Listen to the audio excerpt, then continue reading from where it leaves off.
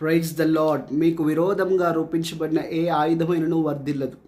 యెషయా గ్రంథం 54వ అధ్యాయం 17వ వచనంలో ఉన్నటువంటి మాట ఇది. ఆయనను నమ్మినటువంటి బిడ్డలకు ఆయన ఇస్తున్నటువంటి అద్భుతమైనటువంటి వాగ్దానం ఇదని చెప్పొచ్చు. వారి ఆత్మీయ జీవితంలో ముందుకు సాగుతుండగా ఆత్మీయ జీవితాన్ని అడ్డగించాలని అపవాది ప్రతిదినం ఏదో ఒక ప్రయత్నం చేస్తూనే ఉంటాడు. అయితే అపవాది ప్రయత్నం ఏది కూడా సఫలం కాదు, కానీ ప్రతిదీ విఫలమవుతుందనేటువంటి మాటను చాలా స్పష్టంగా చెప్పనీకే ఈ వాగ్దానం మన ముందుంది.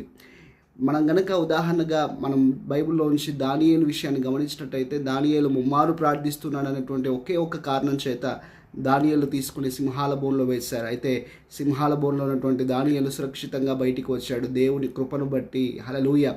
ఉదయకాల సమయం ఈరోజు నీవు కూడా ఆత్మీయ జీవితంలో ముందుకు వెళ్తుండగా నిన్ను ఆటంకపరిచేవారు, నీకు అడ్డుబండగా ఉన్నవారు ఎవరైనప్పటికీ వారు నీపైన జయము సాధించరు. ఎందుకంటే విజయుడైన యేసు నీతో ఉన్నాడు. ఆమేన్.